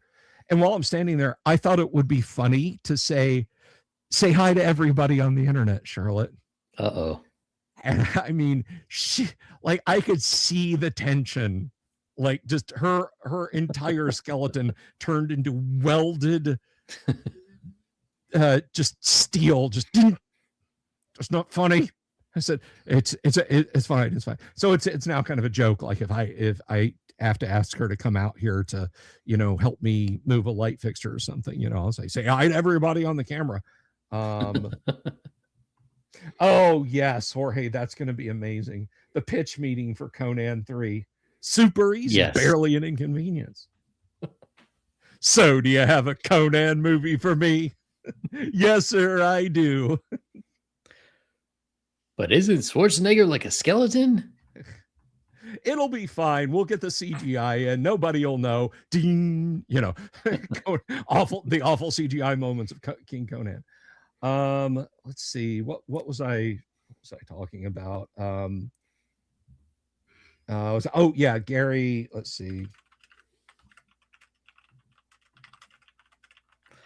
And while we're at it, let's not forget the horrible Jason Momoa Conan that came out in let me see, it was around 2010 or 2011, something like that. So it's not like there's been a good track record of Conan movies. There was really the one that was great, and then the next one was it was fun, but not nearly as good as the first one. Yeah. I mean, I'm going to be honest. I did not even see the Jason Momoa Conan movie. What did you think, Yang? I thought it was awful. So at the time I was in Los Angeles, right? And I had this patient who worked for an exec at NBC Universal. And I guess like they would always go out to see a bunch of new movies. And he dragged her, the assistant, my patient, to see both the Jason Momoa Conan and the Green Lantern movie on the same day. And my question to her was, what did you do to piss him off? It was bad. I would say it was on. Did you ever see the Kevin Sorbo Call the Conqueror movie? It's like on that. No, level. But that was lurking in my mind there. They're about the same. All right. So I think the issue. Okay, here we go. This is Dragon Magazine 36. If you guys want to find this on the Internet Archive and check this out, this is, let's see, where'd it go? My computer is just dragging. Aaron Rear, good to see you. If you guys have not subscribed to Yang's channel, where you at now, Yang? Are we getting you some traffic at least, buddy? I am at 914.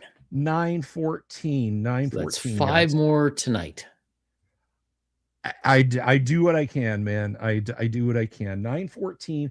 There's 118 watching. There's got to be 86 of you guys out there. There's got to be 86 of you guys out there that will go over and subscribe to Yang's channel tonight. Please do that. Anyway, so here is the I'm going to share this on screen if I can get this. Let's see. We will tell you because we bring the facts here. I feel bad though. I almost feel like we're cheating on Father Aaron. Like we should have him. I think he's a little busy this evening. Yes. Something. It almost seems sacrilegious. Almost seems sacrilegious. All right, so this should be very easy to read, by which I mean almost completely impossible. But I will, let me zoom in a little bit. Is this? No, this isn't the movie, damn it.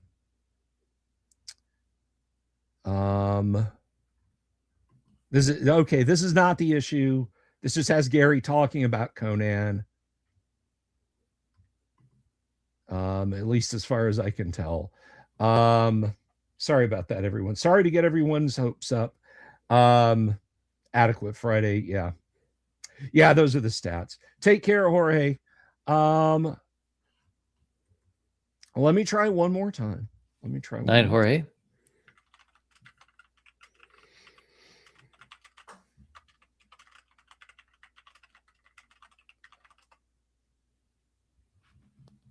Not images.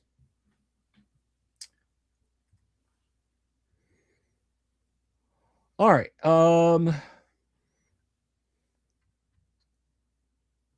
So this is just from a website. I'm not going to drive any traffic to it. I don't like it, but it's got some quotes on it. And of course, it's not telling me which issue. Oh, issue 63. Okay. All right. One more time here, guys. Once more for the for all the money. Dragon Magazine 63, which is the previous one, just flipped around. Alan Hammock actually praised what he had seen of the Lord of the Rings movie in Dragon Magazine. Alan got a sneak preview of the Lord of the Rings movie and gave it very high praise. Very cool. Yeah, I did a YouTube short about that. So 63. Here we go, guys. I apologize for that. I'm sorry for wasting your time, Yang. I may actually have this issue of Dragon also. All right.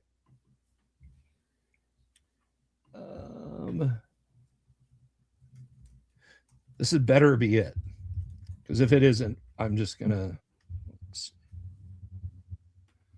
tilt that back a little bit. Uh-oh. You summoned him. I summoned whom? The Dungeon Minister. The Dungeon Minister. I did.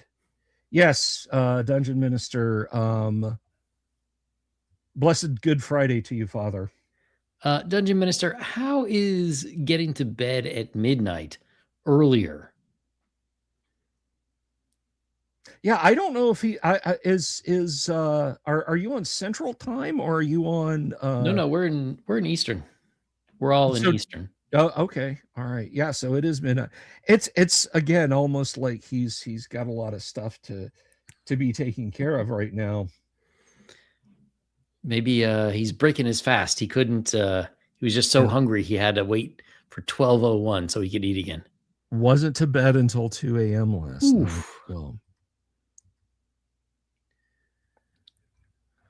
All right. Getting this downloaded here, guys. Let's see. 36. Or 63, rather. So Jake Krause asked me, what is objectively the best video game console? I think it depends on what you consider best.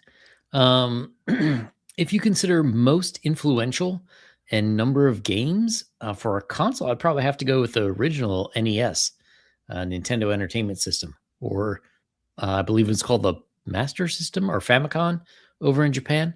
They had literally thousands of games. I know in Brazil they were still making games for it all the way to about 2000. And it really did sort of set the tone for what a console was. And even though we had Atari before, like, I don't know, Nintendo sort of did it bigger, I guess you'd say. So that would be that. To play, I kind of preferred the Sega Genesis, although they never made Super Dodgeball for Genesis. So I was always disappointed about that. I feel like the most the 2600 is really what got video games into people's hands in their houses. That is true. Now, I'm going to say this is going to sound a little bit weird, but I'm gonna also say that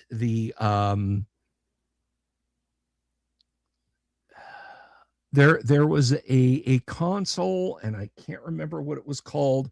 I don't know why my PC is choking right now. Probably because it's a giant used potato. Um, but there was the Fairchild Hmm. Model F, and it was an interesting thing. It was made by Bally, and Okay. what's interesting about that is graphically and as far as sound goes, it was damn near what you could get in an arcade.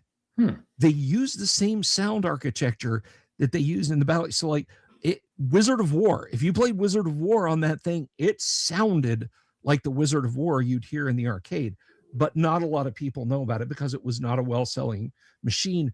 But it was the first video game console to feature external software.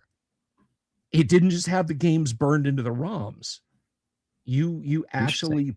You could actually play games on it. But if we're talking about something that you could go, that everybody knew about, everybody could buy, it's without a doubt, it's going to be, for me, it's going to be the 2600.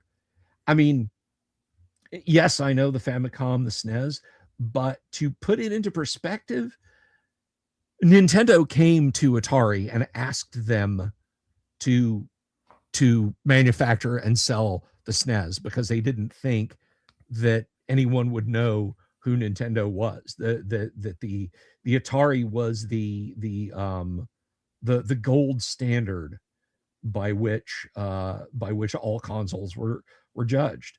Um, with that said, when we're talking about influence and that sort of thing, that's where it shines.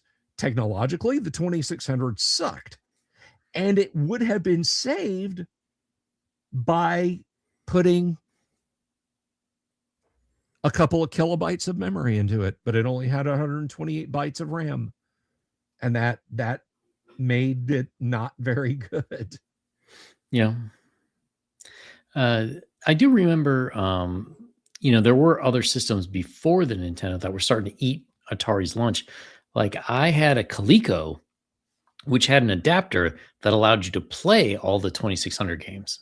The ColecoVision, had it been in the hands of a better company, we would just have been playing Coleco. Yep.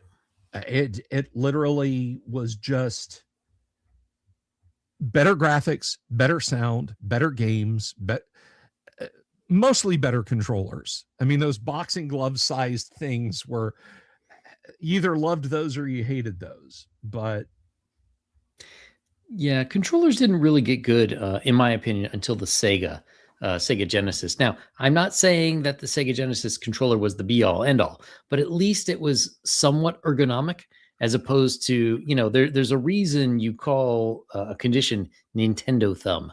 Those things were just hard to hold. yeah, yeah. And I grew up playing Atari 2600. When I saw more and more consoles coming out with D-pads, I couldn't, like, still to this day I can't play D-pad games. I can't. Interesting. I can't. They They don't feel right in my hands. I got to have a stick to do things. It's interesting you say that because Nintendo did have they had other controllers that they sold. Like they had a big one that was literally a joystick with the A and the B button. And then they also had they had turbo, that you could turn the turbo mode on for those buttons, and a slow feature. Huh, It was good neat. stuff. Okay, I found it. I finally found it. If you guys want to know Gary's vitriol for the Conan movie, Yang, you ready? Hmm. All right. So let's share screen. That, in case anyone is ever scared that I'm actually, that this is where is it? that this is in fact not human generated. The Strategic Review, Dragon Magazine. Is it that one? I think it's that one. So let's see here. Is it that? No, that's April 1980. I have the issue open here. Why will you not let me share it? Sometimes StreamYard does things and it makes me angerless. It makes me angerless. All right, StreamYard. We'll just do this. We're just going to share an entire screen, and then hopefully nothing will go wrong. A Couple of Fantastic Flops by Gary Gygax. Conan Meets the Flower Children of Set might have been a better name for the film. And if there is any resemblance between the cinema version of Conan the Barbarian and that of Robert E. Howard, it is purely coincidental. The disappointment which began to grow inside me about 1/4 of the way into the film was not mitigated by anything which happened later on. In fact, bad became worse. I refused to become involved in even a brief synopsis of the movie's storyline. The armor was good, the weapons less so, but passable. The muscular Arnold Schwarzenegger made a fine Conan, except, as all Conan fans know, the Cimmerian has black hair, not brown. More important, Conan can take out any opponent, even a muscular dude with a huge wooden maul. He doesn't need to resort to cheap mechanical traps versus anything less than the incarnation of a god, demon, or worse. If you like special effects, the film is passable. If you have any respect for Conan as presented by Howard, then I suggest you stay away from the theater or else be prepared for great disappointment. Pointless, excessive violence and gratuitous helping of sex certainly don't help allay this impression. Point of order, Gary. Yes, they do. Director Dino De Laurentiis has a way of screwing up basically good material, as he did with his remake of King Kong. He really did a number on Conan the Barbarian, and L. Sprague de Camp should have been ashamed to allow his name to appear in the credits, in the list of credits as technical advisor. And then he goes on to lambaste The Sword and the Sorcerer, which I will spare you guys. So Gary did not like Conan the Barbarian. He did not like Conan the Barbarian at all. So now you know. You guys wanted to know, and now we know. Well, it kind of makes you wonder if Gary had lived until today and he saw the state of movies now, would he look back on Conan a little more fondly? I don't know. I do know this. I do know this. Gary said that the Lord of the Rings films were his second favorite fantasy movies of all time. And I asked him on my interview I did with him, you guys can go catch this over on my channel. I asked him, okay, well, with that said, what was your favorite fantasy movies of all time? And he said, I knew you were going to ask me that. The Harry Potter films. Gary was very taken with the Harry Potter movies. He said the thing that he really didn't like about the Jackson Lord of the Rings movies was he said, how did he describe it? The Christmas music when the elves were ever around. It's like, oh, he's like, we didn't need that, So yeah, I mean, I think, I had a lot of nits to pick with those movies, but I think it's the best that we were ever going to get. As you can see by Rings of Power. And, it wasn't that bad. There were parts, but what are you going to do? Yeah. I can tell you, I have never seen any of the Harry Potter movies except for one. I saw Jake, you okay? You okay, buddy? But I saw the one with Johnny Depp. My family, bless their hearts, took me to see that, and they're like, "Oh, you want to go?" And I'm like, yeah, I'll go check it out. And so we went and we saw them, and we came out, and as we're walking into the theaters, I turned and looked at them and I said, in sincerity, they had said, do you want to go see this movie? And I was like, yeah, okay, let's go see that movie. Johnny Depp, I like Johnny Depp, I like fantasy. I said, now, okay, was this part of the Harry Potter universe? And they were like, and they thought I was having them on. And I was like, no, really, was this part of the Harry? And they're like, yes. Did you not know? And I said, no, I don't know. I haven't read the books. I haven't seen any of the movies. And they were astounded because, like, if you have FX, like, it's Harry Potter and Lord of the Rings and Fast and Furious. And that's it. Like that on the weekends, that's all they show on the FX network or FXX network. And so they had no idea that I had never seen Harry Potter. This was the first time I had sat down for 2 hours and watched Johnny Depp around, and a very awkward guy with a little tiny baby Groot that like hung out in his pocket, and the wizards were going to brain wipe some woman because a dude traveled through time. I don't know. I don't remember. I didn't see. I didn't. I don't know them. I don't know them. So take away my nerd card, I guess. I only know, classic Dungeons and Dragons going back to like the days of chainmail. So, but yeah. So I have seen one Harry Potter movie, like, and it's from somewhere just kind of in there. It's like in the mix of Harry Potter movies. It's like, have you ever read Lord of the Rings? Well, I read something about a talking tree once, but other than that, no. So my nerd bank is full without Harry Potter. Thank you, Mike. So, not to put you on the spot, but you are not going to be able to make it to Guac this year, correct? I am still trying to see if I can sneak into a game. I don't know. It's kind of a rough week. My wife is going to go visit her mom the Monday after, or no, actually the last day of Guac, now that I'm thinking about it. So got a lot of wifey stuff to do. Okay. I'm gonna try. We're gonna see. I might be able to slip into if there's something Friday night. I think, you know what? Let's take a quick look at the Guac. I know we have some stuff coming on.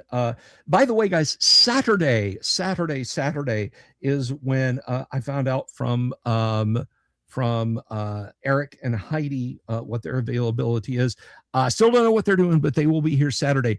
Alyssa Hazel is on Thursday. We've got Richard Witters and Sky Hernstrom are on Friday. Tracy Lesh is on Saturday evening. So those are our panel times. Let me pull that up. And if you don't know what Guac is, guys, it's the great underground online gaming convention that you can join and play over on Discord. It is free. I should point out it's free. Don't ever let anyone tell you it's not free and that they're there to charge you a bunch of money for tickets to Guac, because there is no tickets to Guac. Guac is entirely free. So let's see. Saturday. We're looking at Saturday. Well, Untold Destiny. Dean and his lovely wife are running some Untold Destiny. We have some Cal. That is at 11 a.m. Eastern. Cal Arath is being run at 12 p.m. 2 p.m. I can't believe nobody has signed up for this. But 2 p.m. Stephen Radney McFarland is running Delve RPG Goblin Stomp. If you guys don't know who Stephen is, he is working on Melf's Guide to Greyhawk. So I think you guys would do well to get in that. Dystopian Dawn is happening at 4 p.m.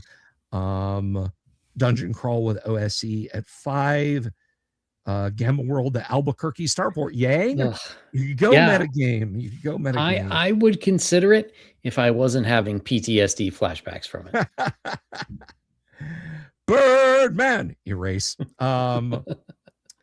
And then Queen of the Demon Web Pits at 7 p.m. And like I said, we have some panel-y stuff going on there too. So that's what's going on Saturday. That's what's going on Saturday. And oh, look, a scammer. Let me just delete that message because we don't. Actually, I need to ban and delete. I do my best to keep track of scammers and scam alerts and stuff like that, guys. So I apologize when we get scams on the channel. I'm one guy doing it all. But I will be there. I will be there, guys. I can't not be there, right? I'll be running stuff. I'll be helping moderate panels. I'll be popping popcorn and hanging out high quality hot dogs. That is an old Gen Con joke, by the way. Well,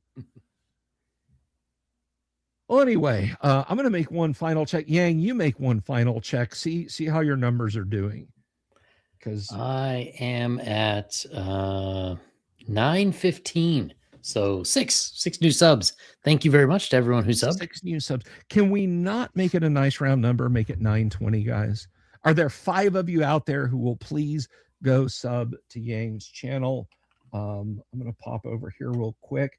Yeah, 97 for me, 915 nice. For Yang. Make it 920, guys. Give him the 5 subs, bump him up, and then he's 80 away, and we can get him there by summer. And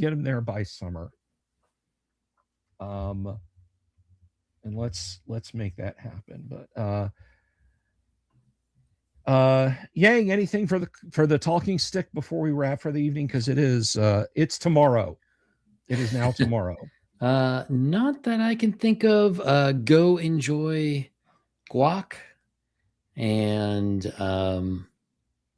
happy Easter, everyone.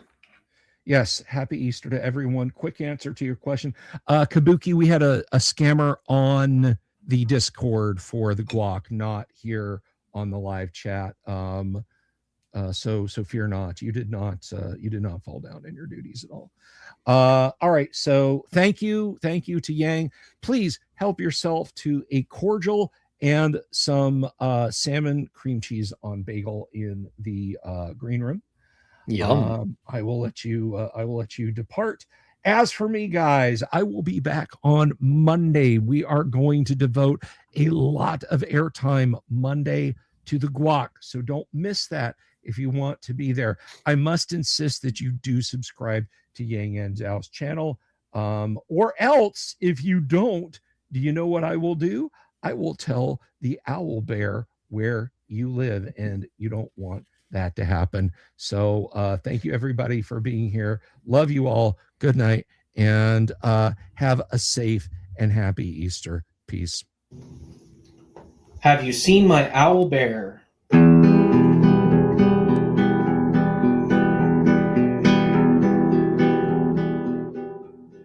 Here's to all the weirdos everywhere in the woods and in the air. Have you seen my owl bear? Should I shave off all my hair? Bobs are all around. Some live in tunnels underground. Some are fat, some are rich, some are sleeping in a ditch.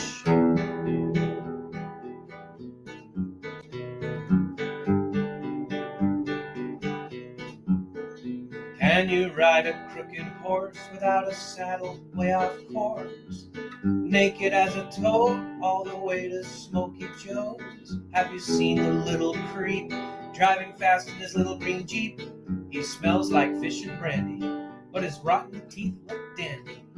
Take me to the show, I don't care if fast or slow. From action flicks to dancing dicks, just take me to